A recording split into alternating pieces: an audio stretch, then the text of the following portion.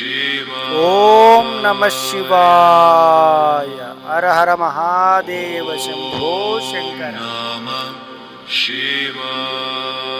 ఓం నమః శివాయ. శివ భక్తులకు నా నమస్సులు.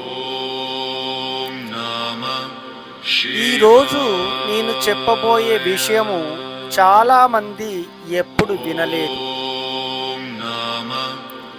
మనం శివుడు అంటే సంహారం చేసే దేవుడు అని అనుకుంటాం, కానీ అది పూర్తి సత్యం కాదు.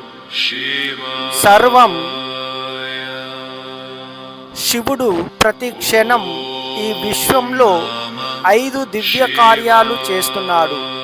అవే పంచకృత్యాలు. ఈ 5 కార్యాలు కేవలం ఈ విశ్వానికే కాదు, మీ జీవితానికి సంబంధం ఉంది. మీరు ఇప్పటి వరకు చూసిన శివుడి కంటే కొత్త శివతత్వాన్ని తెలుసుకుంటారు. ఒక ప్రశ్న మీ అందరికీ: ఒక చెట్టు ఎలా పుడుతుంది, ఎలా పెరుగుతుంది, ఎలా ఎండిపోతుంది, మళ్ళీ భూమిలో కలుస్తుంది? ఇది ప్రకృతి ధర్మం అని అనుకుంటున్నారా? శైవతత్వం.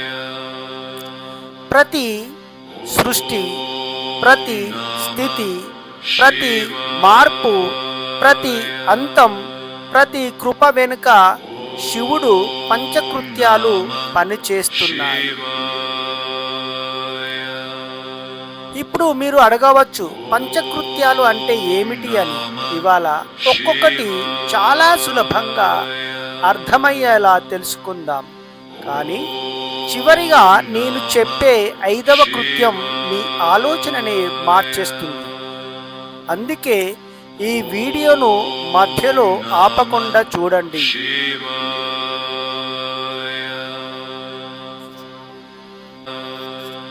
ఇప్పుడు పంచకృత్యాలలో మొదటి కృత్యం సృష్టి. సృష్టి అంటే కేవలం ఒక శిశువు పుట్టడం కాదు, ప్రతి కొత్త ప్రారంభం. ఒక సృష్టి మొలకెత్తే విత్తనం. ఒక చిన్న విత్తనం భూమిలో పడుతుంది, కొన్ని రోజులకు మొలక వస్తుంది, తర్వాత అది పెద్ద వృక్షంగా మారుతుంది. శైవతత్వం ఈ మార్పును దైవకార్యంగా చూస్తుంది. ఇప్పుడు ఒక ప్రశ్న: మీ జీవితంలో కొత్తగా ప్రారంభమైన ఏదైనా ఉందా? కొత్త ఉద్యోగం, కొత్త వ్యాపారం, కొత్త ఆలోచన, లేక కొత్త భక్తి? అది కూడా ఒక సృష్టి.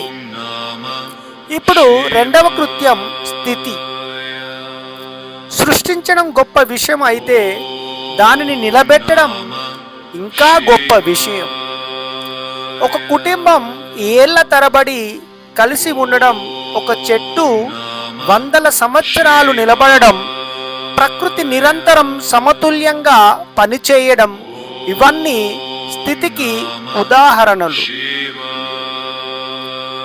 శైవ సంప్రదాయం మనకు ఒక గొప్ప సందేశం ఇస్తుంది. సృష్టించడం మాత్రమే కాదు, నిలబెట్టడం కూడా దైవ కార్యమే. ఇప్పుడు మీరు ఒక్కసారి ఆలోచించండి, మీ జీవితంలో శివుడు ఏ కృత్యం చేస్తున్నాడు? కొత్త ప్రారంభమా, లేక ఇప్పటికే ఉన్నదాన్ని నిలబెడుతున్నాడా?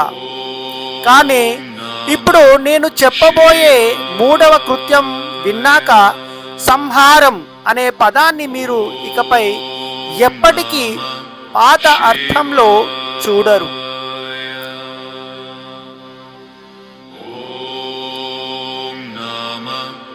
కుటుంబం.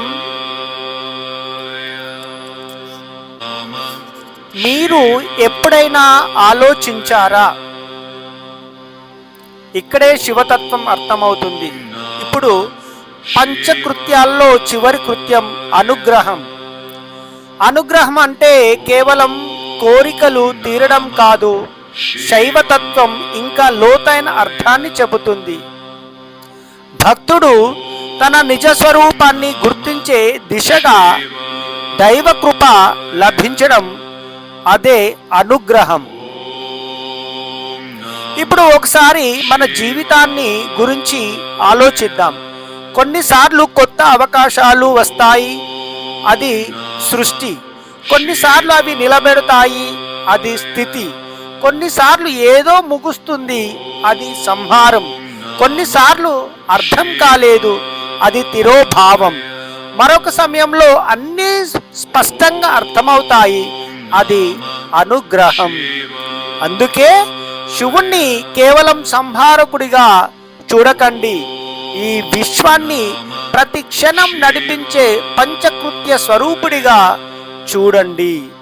ఈరోజు పంచకృత్యాల మహారహస్యం మీకు కొత్తగా అనిపించి ఉంటే కామెంట్లో ఓం నమః శివాయ అని రాయండి. ఈ వీడియోను శివభక్తులతో పంచుకోండి. వచ్చే సోమవారం మరో శివరహస్యంతో మళ్ళీ కలుద్దాం.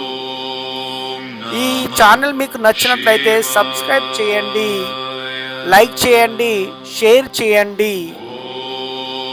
కామెంట్లో ఓం నమః శివాయ అని టైప్ చేయండి. ఓం నమః శివాయ. స్వస్తి.